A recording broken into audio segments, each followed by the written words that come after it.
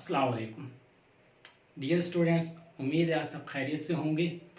आज के इस लेक्चर में हम एक्सरसाइज 3.7 स्टार्ट करेंगे और जो 3.7 एक्सरसाइज है ये रिलेटेड है 3.2 और 3.5 से।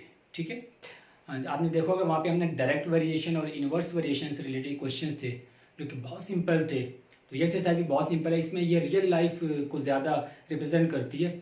तो वर्ड प्रॉब्लम है, आपने क्वेश्चन को जस्ट अंडरस्टैंड करके डेटा उसका बनाना है और उसके बाद आप न्यूमेरिकल वर्क देखेंगे सारे का सारा वो ये जो 3.2 में था। तो आइए स्टार्ट करते हैं क्वेश्चन नंबर 1। तो क्वेश्चन में हमारे कहा गया कि the surface area A of a cube varies directly as the square of the length L of an edge and A is equal to 27 square units when L is equal to 3 units. Find A when L is equal to 4 units and find L when A is equal to 12 square units. मतलब ये हुआ कि हमारे पास कोई surface area किसका, cube का। Let's suppose ये cube है हमारे पास, ठीक है, ये क्यूब आ गया। इसका जो सरफेस एरिया वो डायरेक्ट वेरी कर रहा है square of the length L के साथ। ये जो surface area square of the length L, मतलब ये हुआ इस बात का कि जो इसका सर्वे यह है कि लेट सपोज इसकी लेंथ एल है तो इसकी विड्थ भी एल होगी, हाइट भी होगी, स्क्वायर है, सॉरी क्यूब है। तो क्या गया, the surface area A varies directly as of a cube varies directly as the square of the length L, यानी कि L square के साथ होगा, square of the length L of an edge and area is 27 square units। तो ये मेरे पास condition बनी। तो बाकी देखें वही 3.2 जैसे मैंने कहा था, तो ये आ जाएगा A is equal to k L square। अब यहाँ से इसको मैं इक्वेशन 1 का नाम देता हूँ। तो एरिया और लेंथ की वैल्यूज पुट करते हैं, कौन सी जो गिवन है A27। तो मैं यहाँ पे लिखता हूँ put A is equal to 27 and L is equal to 3। तो ये बन जाएगा 27 is equal to K, L की जगह आ जाएगा 3, ऊपर स्क्वायर है। तो ये आ जाएगा 27 is equal to K, 3 का स्क्वायर 9 आ गया। यहाँ पे लाके इसको डिवाइड कर देंगे तो K की वैल्यू आ जाएगी 3। इसको मैं पुट करता हूँ इक्वेशन 1 में। इक्वेशन 1 मेरे पास क्या बनेगी, A is equal to 3L square. तो ये एग्जैक्ट रिलेशन आ गया मेरे पास एरिया और लेंथ का। ठीक है, यानी कि जो एरिया होगा वो स्क्वायर लेंथ का जो स्क्वायर उसका 3 टाइम्स के इक्वल होगा। तो ये मेरे पास आ गई इक्वेशन नंबर 2। अब मुझे फाइंड करना है पार्ट 1 में एरिया। पार्ट 1 मुझे एरिया मालूम करना है। अगर लेंथ कितनी हो 4 यूनिट, तो एरिया डिपेंड करना है लेंथ के ऊपर। तो उसके लिए मैं क्या करूंगा, put L is equal to 4 in equation 2। तो ये आ जाएगा A is equal to 3, तो L की जगह आ जाएगा 4, ऊपर स्क्वायर है, 3 4 का स्क्वायर आ जाएगा 16 और ये बन जाएगा 48 स्क्वायर यूनिट। अगर लेंथ मेरे पास 4 यूनिट होगी तो एरिया कितना हो जाएगा, 48 स्क्वायर यूनिट का। स्क्वायर यूनिट क्यों करें, क्योंकि एरिया तो वो स्क्वायर के साथ आते हैं।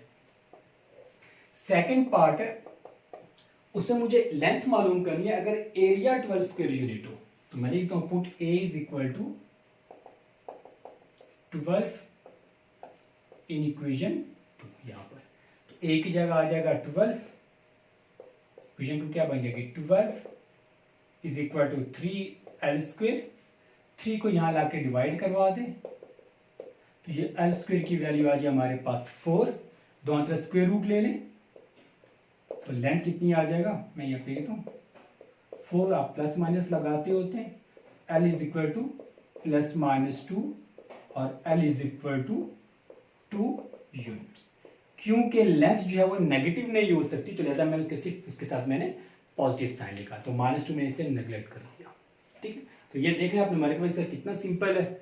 जस्ट आपने ये वाली इक्वेशन बना लें तो बाकी काम आपके लिए बहुत ईजी हो जाएगा। नोट करें इसको, फिर हम आगे क्वेश्चन करते हैं।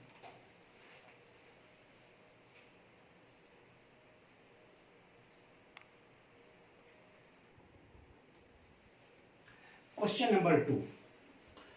The surface area S of the sphere varies directly as the square of the radius R and s is equal to 16 pi when r is equal to 2. Find r when s is equal to 36 pi. अब करें कोई sphere है, sphere जैसे ball होते हैं हमारे पास, हाँ, तो स्फेयर वो डिपेंड करता है उसका एरिया उसके रेडियस के ऊपर। तो जो उसका सरफेस एरिया है वो डायरेक्ट वेरी कर रहा है square of the radius R. तो क्या कंडीशन बनेगी, S is directly proportional to R square, ठीक है, square of the radius R का, स्क्वायर ऑफ रेडियस आर, और यहां से ये आ जाएगा S is equal to K R square, जिसको हम कहते हैं इक्वेशन 1। फिर क्या आ गया, and S is equal to 16 pi when R is equal to 2। तो put s is equal to 16 pi and r is equal to 2, तो ये बन जाएगा 16 pi is equal to k और r की जगह आ जाएगा 2, ठीक है। तो 16 pi is equal to k, ये आ गया 4 को इधर लाके डिवाइड करवा दें, तो यहां से k की वैल्यू आ जाएगी हमारे पास 4 पाई, ठीक है, ये हो जाएगा इसके साथ कैंसिल। इसको पुट करते हैं इक्वेशन 1 में, पुट इन 1, तो यह आ जाएगा s is equal to k की जगह आ जाएगा 4 पाई और साथ में क्या था आर स्क्वायर, ठीक हो गया यहां तक। अब हमें क्या किया, find R when s is equal to 36 pi. अब मुझे r मालूम करना है, अगर s कितना हो 36 पाई, तो put s is equal to 36 pi, तो यह आ जाएगा 36 pi is equal to 4 pi R square, 36 pi divided by 4 pi is equal to R square, और आर स्क्वायर की वैल्यू आ जाएगी, कैंसिल करें तो पाई भी कैंसिल हो जाएगा, और यह आ जाएगा 9 4 36, तो R equal to 9, square root लेंगे तो r is equal to plus minus 3। अब क्योंकि रेडियस है, रेडियस लेंथ है, लेंथ कभी नेगेटिव नहीं होती, तो लिहाजा रेडियस कितना आ जाएगा 3, ठीक है। तो s डिपेंड करता है रेडियस पे। अगर मेरे पास सरफेस एरिया किसी स्फीयर का 36 पाई हो तो उसका रेडियस कितना होगा 3 होगा, ठीक है, इसको भी नोट करें।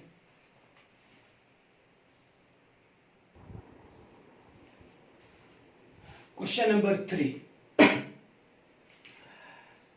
In Hooke's law, the force F applied to stretch a spring varies directly as the amount of elongation S.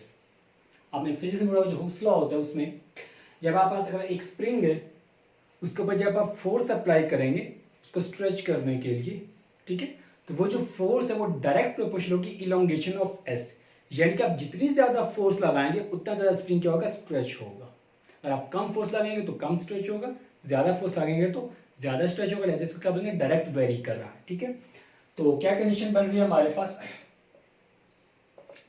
The force applied to stretch a spring varies directly as the amount of elongation s, इसका direct very कर रहे हैं, ठीक है। and F is 32 pound when S is 1.6 inch. F 32 होगा जब हमारे पास elongation S कितनी हो 1.6, यानी कि अगर हम 32 पाउंड फोर्स लगाएं तो वो कितना स्ट्रेच होगा 1.6 इंच वो स्ट्रेच होगा, ठीक है, उसकी लेंथ बढ़ जाएगी। Find S when F is equal to 50 pound and find F when S is equal to 0.8 inch. तो इसको आप खुद कंप्लीट करें, आई थिंक ज़्यादा बेहतर होगा। देखिए यहाँ पे इक्वेशन 1 है, अब आप इसमें ये दोनों वैल्यूज पुट करेंगे F32 और S 1.6, तो आपको K की वैल्यू मिलेगी, K को यहीं पर पुट करेंगे तो हमारे पास इक्वेशन बनेगी F is equal to something S, तो K की एग्जैक्ट वैल्यू आ जाएगी। फिर क्या करेंगे, पहले पार्ट में F की जगह 50 रखेंगे तो S मिल जाएगा, और सेकंड में S 0.8 रखेंगे तो F की वैल्यू मिलेगी। तो ये सेम है, बाकी न्यूमेरिकल वर्क है, बहुत सिंपल है, तो इसको आप खुद कंप्लीट करें।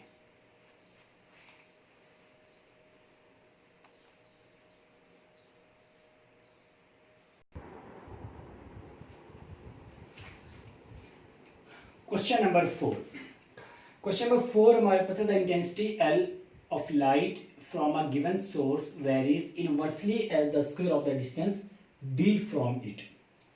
है कोई एक सोर्स है जहाँ से लाइट आ रही है, उसकी जो शिद्दत है लाइट की, जो इंटेंसिटी है, वो इन्वर्सली वेरी कर रही है, इन्वर्स प्रोपोर्शनल है किसके डिस्टेंस फ्रॉम इट, जितना उससे डिस्टेंस से सोर्स से जितने डिस्टेंस पर लाइट है। अच्छा, if the intensity is 20 candle power at a distance of 12 feet from the source, जो लाइट आ रही है वो अगर उसकी जो इंटेंसिटी है वो 20 कैंडल पावर हो, कितने डिस्टेंस से, 12 फीट के डिस्टेंस पर से, find the intensity at a point 8 feet from the source. अगर हम क्या करें सोर्स को 8 फीट पर ले आए तब लाइट की शिद्दत कितनी होगी। ठीक है, क्वेश्चन को दोबारा से समझ लें। करें हमारे पास एक सोर्स है जहाँ से लाइट आ रही है, लेट सपोज कहीं से भी कोई टॉर्च है या सूरज की बात कर ले आप, इससे कोई भी एक सोर्स है जहाँ से हमारे पास क्या है, लाइट आ रही है। कह रहे हैं कि उस सोर्स से 12 फीट के डिस्टेंस पर, जो 12 फीट डिस्टेंस के ऊपर हमारे पास जो उसकी इंटेंसिटी है लाइट की, जो शिद्दत है, वो कितने 20 कैंडल पावर है। कह रहे हैं अगर हम उसको 12 फीट के बजाय अगर हम उसको सोर्स को करीब ले आए, 8 फीट पर ले आए, तब लाइट की शिद्दत कितनी होगी वो हमने मालूम करनी है। रिलेशन के दोनों का इन्वर्स रिलेशन है, तो गिवन कंडीशन के मुताबिक मेरे पास जो रिलेशन बनेगा, the intensity L of a light from a given source varies inversely as the square of the distance d। तो इनवर्सली तो डिनोमिनेटर आएगा और square of the distance d, ये कंडीशन बनेगी। ठीक है, inversely as the square of the distance d, और इसको आप लिख सकते हैं L is equal to K 1 upon d square. Intensity 20 candle power है 12 डिस्टेंस पर, तो क्या करेंगे, put L is equal to 20 and d is equal to 12। तो यह आ जाएगा 20 इज इक्वल टू के 1 अपॉन डी की जा जाएगा 12 और इसके ऊपर आ गया स्क्वेयर। तो यह आ जाएगा 20 इज इक्वल टू के 1 जा के और 120 का स्क्वायर आ जाएगा 144।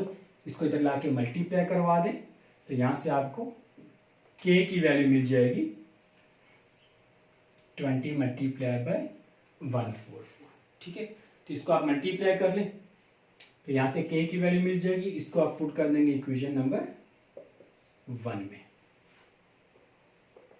पुट इन 1, तो ये हो जाएगा L इज इक्वल टू के अपॉन डी स्क्वायर। यहाँ पर आप ये जो k की वैल्यू यहाँ पे पुट कर दें। फिर क्या मालूम करना है, find the intensity at point 8 feet from the source, 8 feet. तो अब आप put d is equal to 8, तो यहाँ से आपको लाइट की इंटेंसिटी मिल जाएगी। ठीक है, इसको भी नोट करें, बल्कि इसको आप खुद ही आगे इसको कंप्लीट कर लेंगे।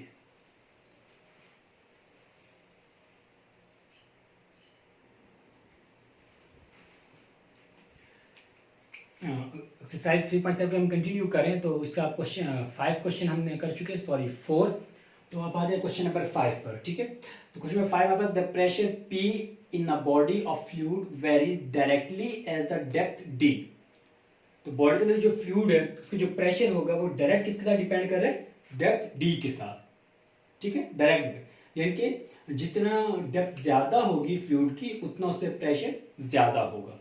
तो कंडीशन क्या बनेगी हमारे पास, pressure P varies directly as the depth D।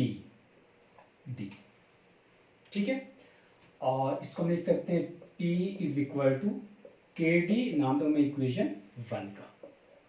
फिर क्या आ गया, if the pressure exerted on the bottom of a tank bye a column of fluid 5 feet high, यानी कि उसकी जो हाइट है या जो डेप्थ है वो अगर 5 फीट हो तो प्रेशर कितना होगा, इस 2.25 पाउंड पर स्क्वायर इंच। फिर से सुन लें, if the pressure exerted on the bottom of a tank bye a column of fluid 5 feet high, तो ये जो 5 फीट है तो ये हमारे पास डेप्थ है यानी कि हाइट या डेप्थ, इस 2.25 पाउंड पर स्क्वायर इंच, तो ये प्रेशर है। तो मैं वैल्यूज पुट कर देता हूं, put P is equal to 2.25 and D is equal to 5 in equation 1। तो प्रेशर 2.25, तो इसकी क्या आ जाएगा 2.25 इज इक्वल टू K और D की वैल्यू आ जाएगी 5, तो ये बन जाएगा 2.25 over 5 is equal to K। तो यहां से मेरे पास K की वैल्यू आ जाएगी। ठीक है, फिर क्या आ गया, how deep must the fluid be, तो उसकी डेप्थ कितनी होगी, लाजमन कितनी होनी चाहिए to exert a pressure of 9 pound per square inch. अगर pressure 9 pound per square inch हो तो अब हमें क्या करना है, देखें इसको वन इक्वेशन 1 में पुट करेंगे। तो इक्वेशन 1 मेरे पास आ जाएगी P इज इक्वल टू के डी, ठीक है, यहाँ पर के की वैल्यू। अब हमने कहा क्या, how deep must the fluid, तो डी मालूम करें जबकि P कितना दिया हुआ है।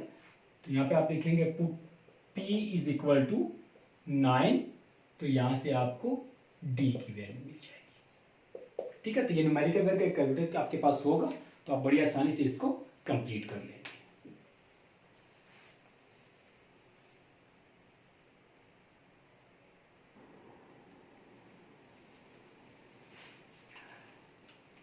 Question number 6. Labor cost C varies jointly as the number of workers and at the average number of days D. अब कह रहे हैं कि कुछ वर्कर्स हैं, ठीक है, जिनको नंबर ऑफ वर्कर्स को n का नाम दिया और नंबर ऑफ डेज को d का नाम दिया। तो जो लेबर कॉस्ट बनेगी वो जॉइंटली वेरी करेगी नंबर ऑफ वर्कर्स और नंबर ऑफ डेज पर, यानी कि C मेरे पास आ जाएगा प्रोपोर्शनल टू n d, ठीक है। दोनों के साथ ये डायरेक्ट वेरी करेगी, मतलब ये हुआ यानी कि जितने नंबर ऑफ वर्कर्स ज्यादा होंगे उतनी कॉस्ट ज्यादा बनेगी, या जितने नंबर ऑफ डेज ज्यादा होंगे, जितने ज्यादा दिन काम करेंगे उतने कॉस्ट भी ज्यादा बनेगी, तो इसलिए डायरेक्ट वेरी कर रहा है। फिर का and average number of, if the cost of 800 workers, तो यहां से इसको मैं पहले इक्वेशन बना लूं, C इज इक्वल टू के and D. If the cost of 800 workers, तो put n is equal to 800 workers for 13 days, तो d is equal to 13 is rupees 286,000, तो ये मेरे पास कॉस्ट आ जाएगी 286,000, ठीक है। तो ये 800 वर्कर्स को हमने n कहा था, नंबर ऑफ डेज को d कहा था और कॉस्ट को, ये जो रुपीज हमारे पास एक कॉस्ट आ जाएगी। तो जब पुट करेंगे तो ये आ जाएगा C की आ जाएगा 286,000 इज इक्वल टू के, n आ गया 800 और d आ गया 30।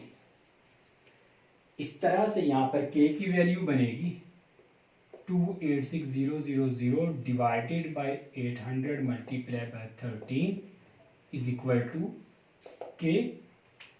तो ये आप यहाँ से जीरोस कैंसिल करेंगे, बाकी जो बचेगा इसको 13 को 8 से मल्टीप्लाई करेंगे, फिर 260 के साथ डिवाइड करें तो यहाँ से आपको k की वैल्यू मिल जाएगी। इसको आप पुट करेंगे इक्वेशन 1 में, तो वो आ जाएगा C इज इक्वल टू के एंड डी, यहाँ पर k की वैल्यू ये आ जाएगी इक्वेशन 2, ठीक है यहाँ तक। तो ये कैलकुलेटर से आप कर लें। ठीक आ गया find the labour cost of 600 workers, तो put n is equal to 600 workers for 18 days and d is equal to 80। कहाँ पुट करेंगे, इक्वेशन 2 में, तो यहां से आपको मिल जाएगी कॉस्ट, ठीक है, यानी कि C की वैल्यू मिल जाएगी। तो इसको भी आप खुद कंप्लीट करें।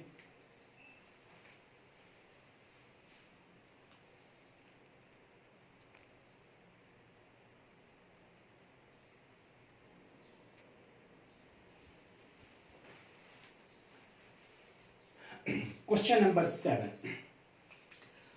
7 है हमारे पास, the supporting load C of a pillar varies as the fourth power of its diameter, varies directly होगा, वेरीज डायरेक्टली एज द, यहां पर लिख देता हूं,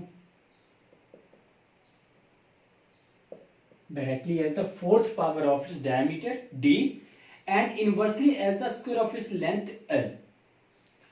मतलब है कि एक पिलर है, ठीक है, उसका वो जो लोड सपोर्ट करेगा, बियर करेगा लोड, वो डायरेक्ट डिपेंड करेगा उसके डायमीटर पर, यानी उसका डायमीटर जितना ज्यादा होगा पिलर का, लेट्स सपोज हम सर्कुलर शेप में कोई पिलर बना रहे, तो उसका डायमीटर जितना ज्यादा होगा, अगर हम इस तरह से बना दूं, सपोज कर लेते हैं कि ये कोई हमारे पास पिलर है, ठीक है, इस तरह का कोई पिलर है,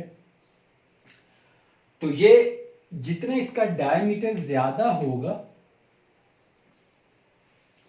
उतना ज़्यादा लोड ये बेयर करेगा, ठीक है, यानी कि जितना ये मोटाई इसकी ज़्यादा होगी उतना हैवी लोड ये बर्दाश्त कर लेगा।